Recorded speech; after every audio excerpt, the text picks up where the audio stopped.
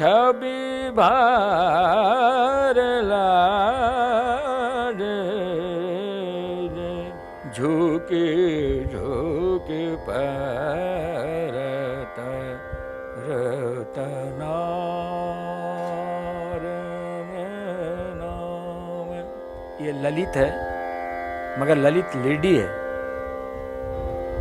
आप इसको सही रूप में कहा जाए तो ललिता है, जो कृष्ण जी की एक अष्ट सखियों में से बड़ी सखी थी।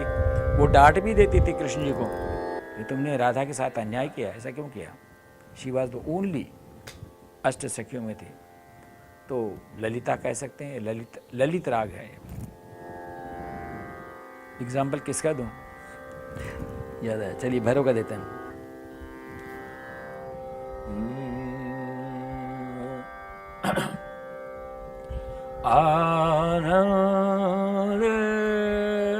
आनंदेश्वर अर्धनारी नटेश्वर आनंदेश्वर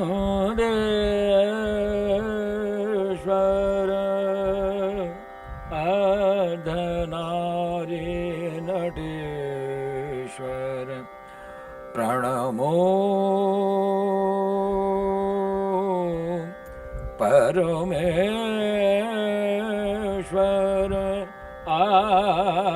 आदिनाथ तू महेश आदिनाद तू गणेश भैरव सर्वभूतेश आनंदेश्वर काल काल महाकाल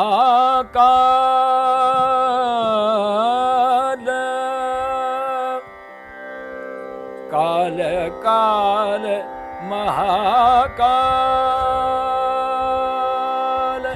जटाजूट रुंडमाल कंठव्याल मुंडमाल त्रिशूल डमरू वर कपाल सुमेरत नर होत निहाल आनंदेश्वर।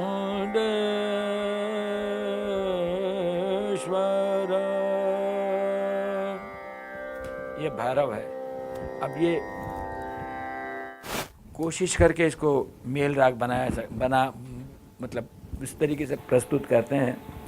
और ललित तो गा दिया आपके सामने।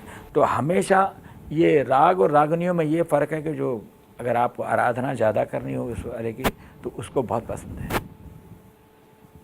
सच हम भैरव में मंत्र तंत्र बहुत गाते हैं। जितने भी क्या कहते हैं ऋचाएँ हैं वो नियरली भैरव राग के आसपास घूमती है। अगर आप अच्छा मंत्र गाना चाहते हैं तो आपको आनंद देगा इसमें भैरव में, और उसको आनंद देगा ललित में। ऐसा है। और शास्त्रीय संगीत से भगवान के दर्शन तो हो सकते हैं। हर भक्त गाता है, हर भक्त गाया है। मीरा ने गाया है, तुकाराम ने गाया है, मतलब सूरदास ने गाया है। कोई ऐसा नहीं है जो भक्त कहलाया जिसको भगवान के दर्शन हुए। No, what he was saying, the other side of it. See, when I was young, when you're young, naturally your body is dominant, you know. So, though my parents are steeped in classical music, we completely hate it, we can't stand it. We are into Western music, okay? We just… not one time have I ever heard it. If they switch it on, I will go. But the moment I started meditating, suddenly the classical music just became suddenly music for me. What I could not stand, the moment I became quiet, immediately I want to listen to this. It just changed my whole perspective of the sound.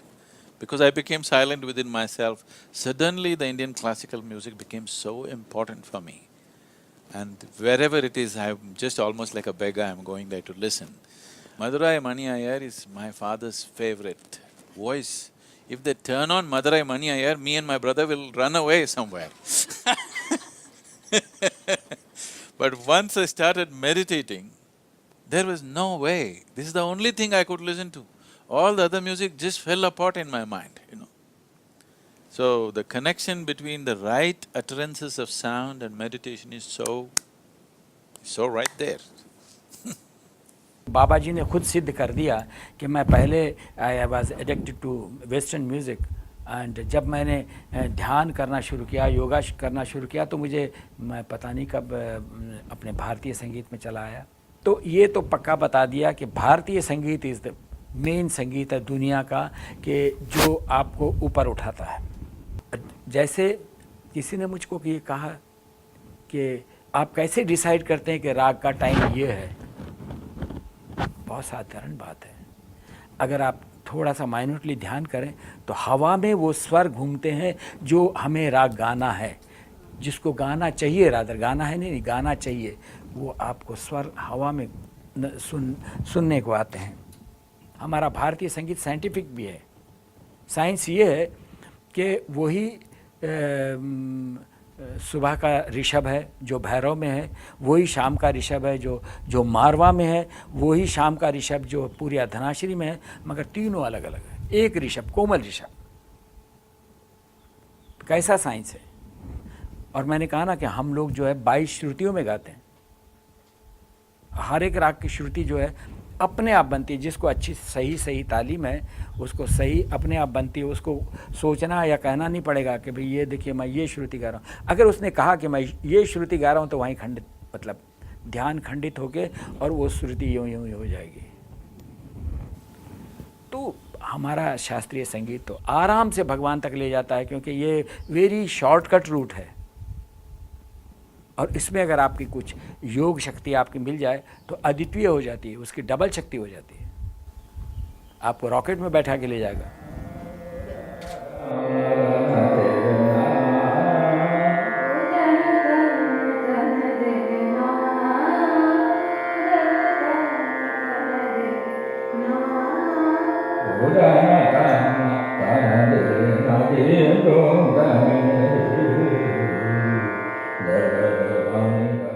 One of the first things that we learn as meditators, since we're talking about sound, is Om chanting. And all auspicious occasions, we start with Om. And why that? What is the significance of Om itself? It's a marriage of the three sounds. These three sounds are the only three sounds that the human system is capable of. Other sounds are only a mixture of this. You just experiment with yourself. If you remove this tongue, or if you just keep it still, not using it, you will see the only three sounds that you can utter are A, U and N. The only three sounds you can make without the tongue. Tongue is being used to mix these three sounds and produce all the other manifestations of sounds. Mixing them in permutations and combinations, you can produce millions of sounds. So these three sounds are known as the basic sounds or the fundamental sounds in the existence. There are beautiful stories telling like this: if Shiva sits and utters three arms, a whole new creation will happen. It is not about… See, these things need not be looked at as a factual thing, that if Shiva sat there and did he utter three arms, that is not the point. What is being said is, the whole existence is a reverberation. This is modern science. It's a vibration of energy. Where there's a vibration, there is bound to be a sound. Where there is a sound, there is creation. So all these sounds are a manifestation of these three sounds. These three are the root sounds. Like today we know that if you take a color television, there are only three color webs. Using these three color webs, we can produce every other color. Similarly, using these three sounds, you can produce every other sound. I think in the system of music that he has grown up, I think the first sound is always ah, simply ah, ah, ah, ah, ah. So in India, we have this thing that for children we teach the sound ah, that's why amma, appa, this one, that one, whatever, everything is ah, ah, ah, because ah is the basic sound. And it's not in one language, across the world, everywhere sound ah is the basic sound. So these three sounds, if you utter them, they have different things happening in the body. These three sounds are the only three sounds that exist in the system naturally. All other sounds you can produce by mixing. If you utter these three sounds carefully, if you sit in a certain way and utter these three sounds, you will notice, if you utter ah, it carries the reverberation right across the body. It starts just about 3/4 of an inch below the navel and takes it right through the body, because this is the only place where in the energy system, as there is a physical body, there's an energy body. This energy body comprises of 72,000 nadis. These 72,000 nadis meet only at one place, that is just beneath the navel. So this is the maintenance center in the body, this is known as the Manipuraka in the yoga. This is the maintenance center. Even when you were in your mother's womb, your maintenance pipe was connected right here. So this is the sound ah. If you say ah, it spreads right across the body. These sounds have also been identified or ascribed to different forms of divinity. This is Vishnu's sound, his maintenance. You know, among the three forces of Brahma, Vishnu and Shiva, Brahma is the creator, Vishnu is the maintenance person, Shiva is the destroyer. These are three fundamental processes in creation. Sound ah is concerned with maintenance. So people who are seeking well-being start off ah. There are yogis who simply sit here and do nothing else, because they are not interested in that, they're just interested in destroying the limitations of who they are, nothing else. So, the nadis themselves carry reverberations. If you utter oo, the sounds will spread in a certain way. If you utter they spread in a different way. These three sounds are capable of touching all the 72,000 nadis. This is something, we have done it in a limited way, but we can explore this in a very big way. For every sound, we can make you conscious as to which part of the body touches. Which nadi will become active when you utter a certain sound. If you say, hey, what happens in the body? You know, very rudimentary sounds I'm using when you're meditating, I say, hey, that's all. I cannot sing like him. If I could, I would have done that for you, but because I cannot sing, I say, hey. Because every sound activates a certain dimension of your energy system. So these three sounds together, as a combination, activates the whole system, because these are the three fundamental sounds. All other sounds are a manifestation. Some very fabulous experiments on the laboratory level has been done these days. How these three sounds can actually produce every other sound. Three instruments producing these three sounds, other instruments which mix these sounds, just as your tongue is doing, it produces every other sound. There's one person in Chennai who's doing a phenomenal amount of research in this direction. So, sounds can be used for well-being, for health. Just uttering, I don't know if they've recognized that, but if he goes on singing many ragas, I will tell you, if you sing this raga, your blood pressure will go down. You understand? Right now I don't know the names of the raga, I am completely ignorant of those things, but if he sings various ragas, I will tell you, this raga if you sing, your blood pressure will go down right now. And you can check it. 15 minutes raga for the singer and the listener, your blood pressure will go down. Sare ga ma pa da ni da kama krodha ma da moha nivara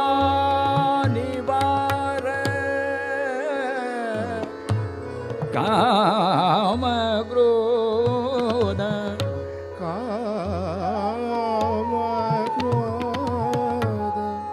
mad moha nivara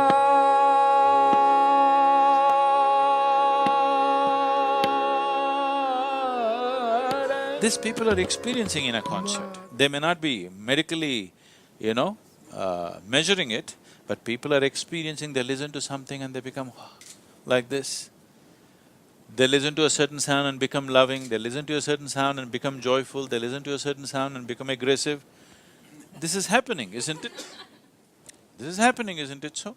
Sounds are creating not only emotions, they also are changing the very chemistry of your system. So what kinds of sounds you're exposed to does various things to you, or what kinds of sounds you are generating also does various things to you. Why? One of the first things that you do if you want to go on spiritual sadhana, first thing is shut up. Because stop uttering all the ugly sounds, just shut up. You just stop talking, so many things about you will change. Simply because you are no more causing the damage by uttering wrong sounds. So the classical Indian music is to a mathematical precision, has recognized which sound can do what. And they have evolved these things in such patterns.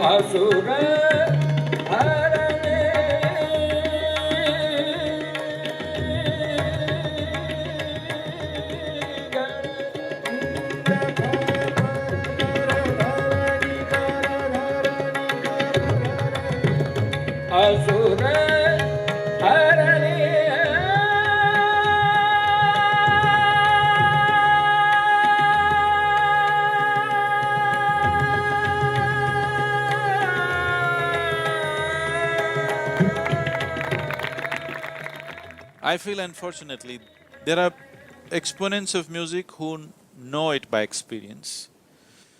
There are certain half-baked scientists who know something about the sounds and they know the benefits, they measured this and that. But there is no one person who is like him, at the same time a scientist who can do all those things. When that happens, it'll be good, or at least if two people get together like that, it'll be good, where all these things can be explained in modern terminology. Right now what he does is purely in experiential sense. People know it happens, but if somebody comes and asks questions, how does it happen, they don't know, they say it's all your rubbish emotion, that's all. You too identify with your Indian nonsense, so it happens to you. It needs to be put out, somebody needs to work on this, where it is expressed as today's science understands it. Today's science has a very rudimentary expression. Why I say this is, today's science has survived only because of technological devices it has produced. If it does not throw out gadgets, nobody would value this science because it has no life significance of any kind, except for producing conveniences and comforts. So this is a different kind of science. Now, sitting here and singing about Shiva, what will you get? Nothing you'll get, but life will happen. I thought we came here so that life happens to us, not because we get a camera or a cell phone or some damn thing. We came here because we want life to happen to us, isn't it? The only reason why a human being is alive here is because he wants life to happen to him. So this is a science of making life happen to you. This is not a science of producing this and that. That also could be done, actually. Using the sounds, that also could be done. But that's not the focus, that's never been the focus of this culture. This is about making life happen in highest level of intensity and beauty. And music is the closest thing to meditativeness that way.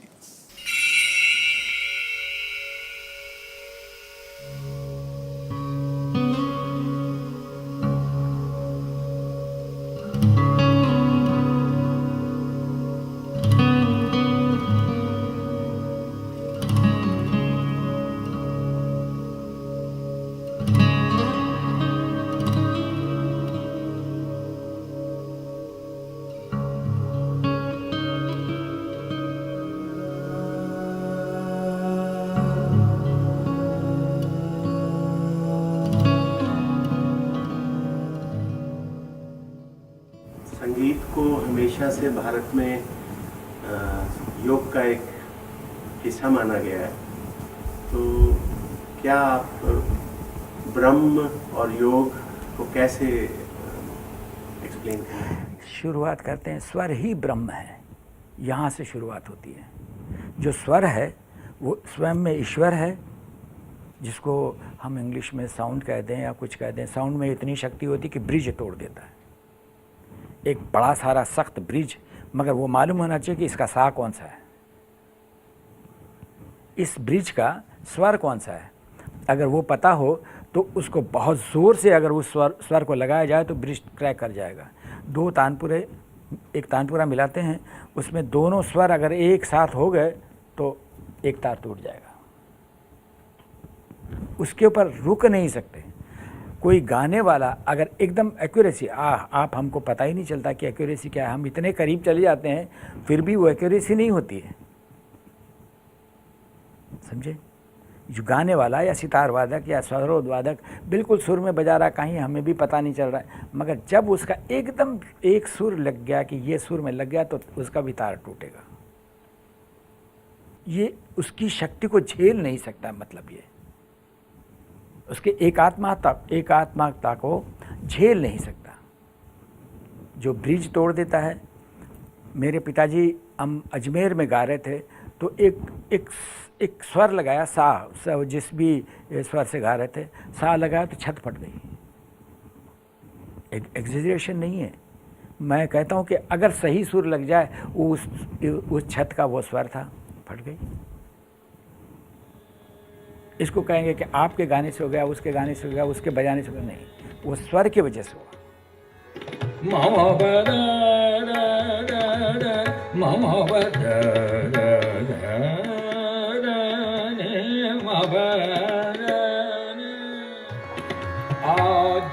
शक्ति ईश्वरी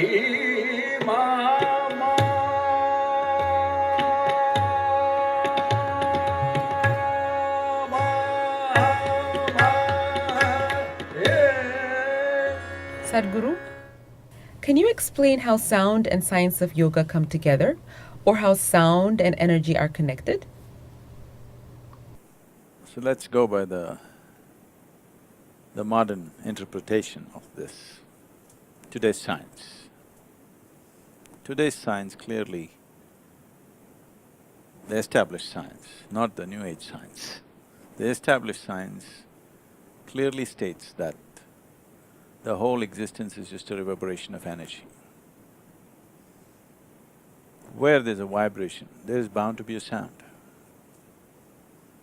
So, the yogic culture always said the whole existence is just sound. The root of that sound is Shiva. Shiva means that which is not. That which is not means silence.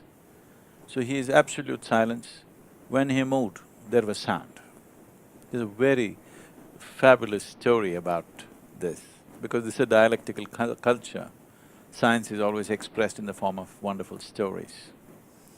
When Shiva wanted to came to marry Parvati, Parvat Raj being a king, a prominent king in the area, just about anybody who was somebody was there at the wedding, big wedding. They were all waiting for the groom, nobody had seen the groom. Then he came. He came with his ganas, who are all freaks and deformed beings. When we say deformed, we are saying deformed. It is just that they didn't look like us, that's all. His friends did not look like us for whatever reasons, I'll not go into that now. And they were Ganas and Yakshas, you know, we're doing the Yaksha festival today. And he himself was smeared in ash from head to toe, and he was in an inebriated condition. He came like this. Parvati's mother, Meena, saw Shiva. This is the groom? They said yes, and she fainted. She couldn't imagine her daughter marrying someone like this. Then she was brought to consciousness and she could not be consoled. And Parvati went and requested Shiva, please, just for my mother's sake, you're okay with me the way you are, but for my mother's sake, take on a more beautiful form. So he looked at her with his drunken eyes and then he said, okay, and he became Sundaramurti. He became a very beautiful being. Then everybody said, okay, let the wedding go on. Then they sat down for the wedding, he simply sat still there, unmoving. Then when Parvati's… when the time came for the father to offer the bride, they took out the list, the family tree of the bride, the antecedents, her tradition, how the family, you know, everything. All her antecedents were spoken in great pride. Then they asked, okay, what about the groom? Where does he come from? Who are his parents? What are his antecedents? What is his family tree? He just sat still, didn't say anything. When Parvatraj was getting anxious, who is he? What is his parentage? He said nothing. Then nobody said anything, people started getting agitated that he has no parents, he has no parentage, what is this? Then Narada took his ektara and did town.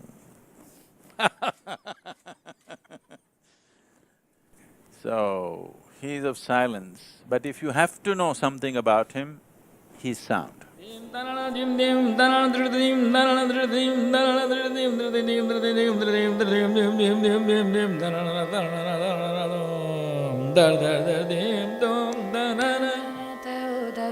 Del del del dim tom ta dim dim danana dim danana dim danana dim danana dim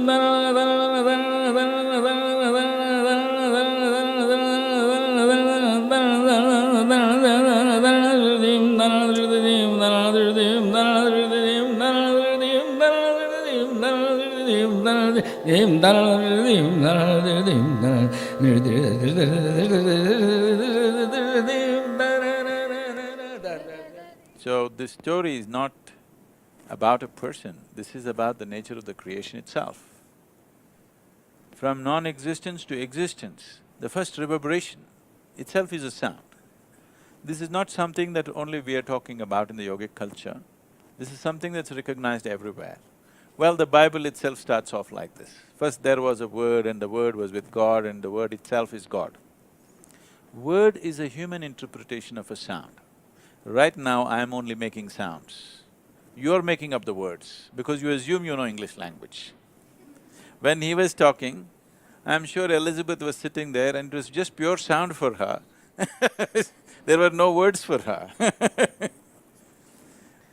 So sound is… you feel the words if you're chatty, all right? If you become very attentive, you'll feel the sound. If you become absolutely still, then you won't even feel the sound. Everything will be just one pure silence. And everything plays on the surface, but it's just there. Something else far bigger than the sound is just there. Now in the night, if you look up in the sky, you will see a whole cosmos out there, okay? Millions and millions of stars. But you see that only because your eyes are attuned in a certain way. But actually the largest presence out there is emptiness. It's the silence which rules the existence, nothingness which rules the existence. Sound and forms are a small happening. Today modern science goes about proving to you, I'm sure every musician feels it in some way, If you feed any sound into an oscilloscope, which is a sound measuring instrument, depending upon its frequency, amplitude and other dimensions, it gives out a form. This is how the whole science of what is referred to as mantra, yantra, tantra has been developed. Mantra is a sound, a pure sound is mantra. A lot of the music that they're doing is pure mantra, no meaning, it's just sound. If you utter a sound, it gives out a form naturally. So if you observe carefully enough, every form is throwing out a certain sound. Based on this, in this culture, based on this, we created language. Language is not something made up for the sake of communication. Language is like the blueprint of the existence, that what kind of sound does this relate to? The corresponding sound is the name for this form. So if you master the sound, you have mastery over the form. So this whole science of wanting to use the sound as a passageway through the existence. Music is a beautiful way of doing it. There are other hard ways of doing it. Chanting. Chanting is a hard way of doing it, pure science. Music is a beautiful way of doing it. So, in terms of spiritual process, essentially spiritual process means you're trying to move from the dimension of physicality, which on a subtler level is sound or vibration, into a dimension of non-physical or a dimension which is vibrationless, soundless. Essentially, that is the journey that you're trying to make. Because a sound has a form has a limitation. Only the formless, only that which has no form can be limitless. That is what is being referred to as Shiva. Shiva means that which is not. He has no form, no shape, no dimension, no nothing, no qualities. Every other god and goddess, we describe them, ascribe certain qualities to them. He has no qualities. At the same time, he is many things. He is a yogi, he is an ascetic, he is a debaucher, he is a drunkard, he is alert, he is drunk, he is this and he is that, everything at the same time. This is just to beat the logical mind, because mind is always trying to establish, okay, what's the quality? No quality. He has no quality, because silence has no quality, formlessness has no quality. So, music is a good vehicle to transport yourself to that last point.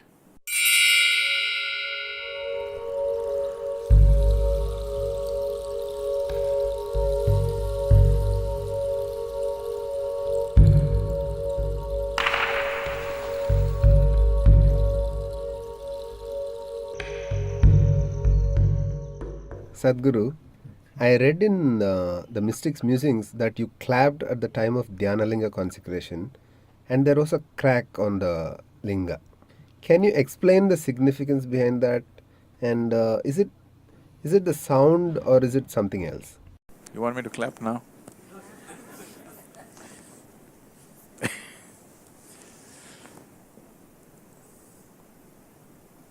Now, that is not because of the sound. The power of the sound that Panditji was saying is, in the modern science we are trying to explain it off as resonance. If the Shruti is perfect on the two, naturally the string will break. As you were saying, the bridge breaking up is a classic example in every textbook, you know. Two soldiers are walking and a bridge which can take tons of weight will collapse just because two men are walking in unison. It's a classic textbook example. So just about anything can be cracked with sheer sound just by something like this. If two people just do this, if it's a perfect match, you can bring the building down. We don't produce perfect musicians in the school, okay? They'll bring down the building because being in absolute unison can create a certain energy where 1 + 1 is no more 2, 1 + 1 is a million. So, classical music when two people sing, Jugalbandi is never about two people singing together.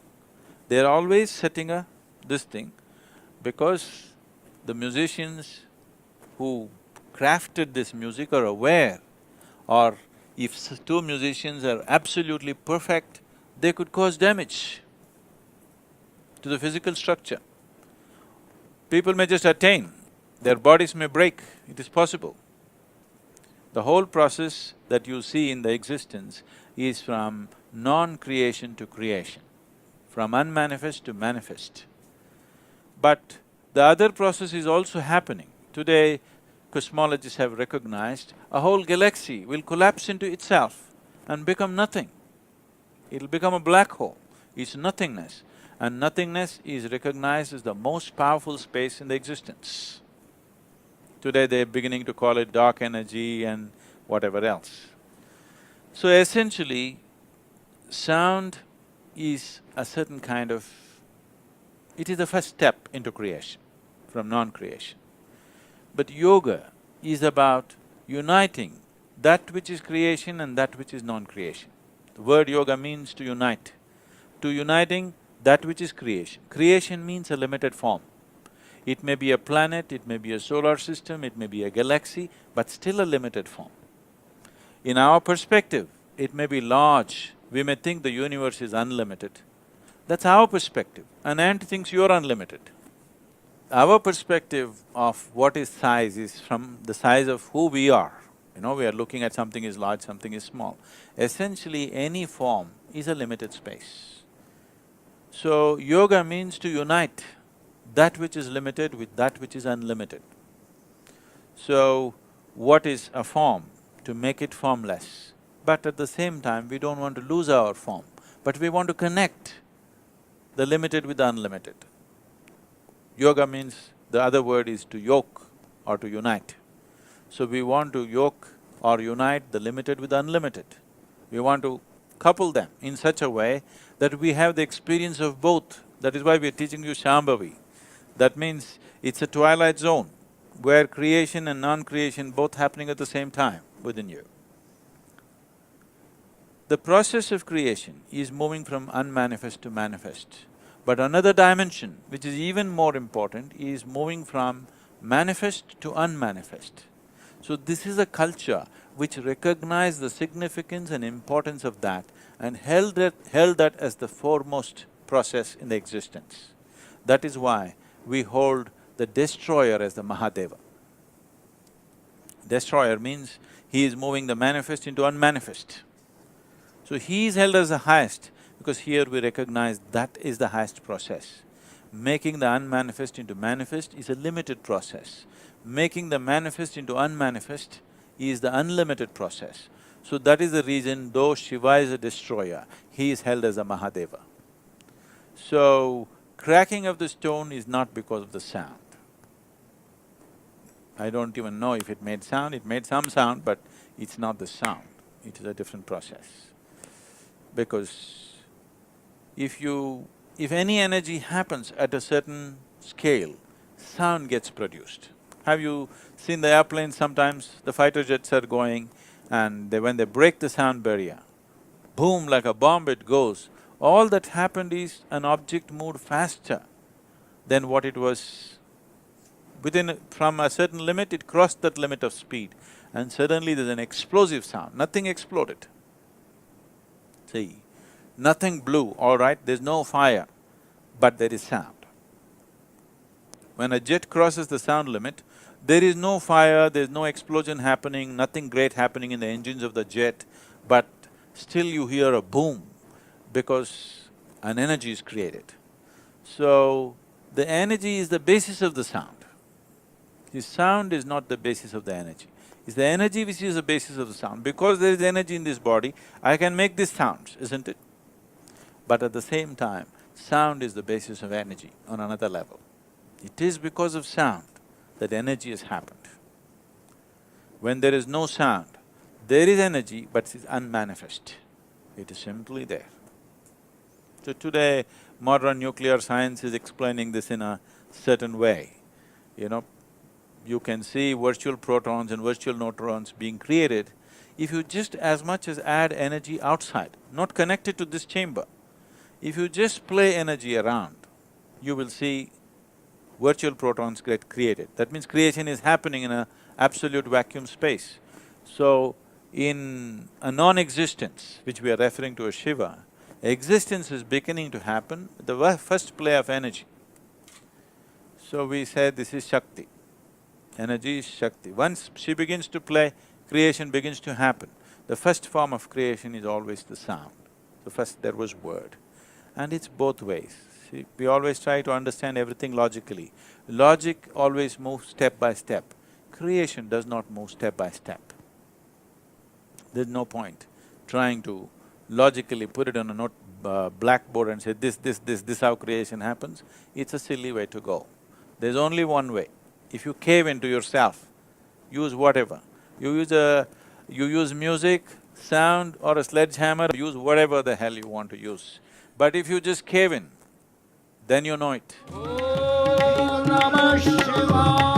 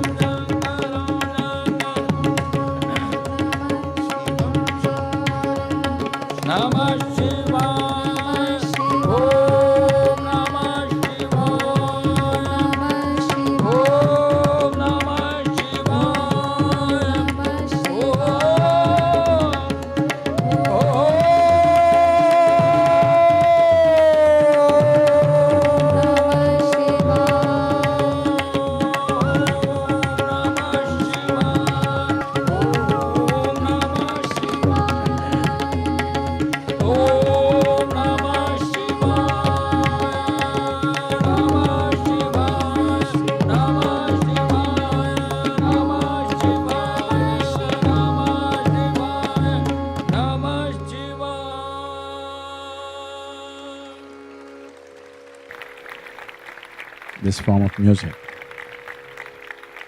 which is not an entertainment form, but more an exploration of walking you through creation, when possible, to touch the Creator. If there is anybody whom you can call as the very embodiment of this music, it's him. We wish to acknowledge him for who he is.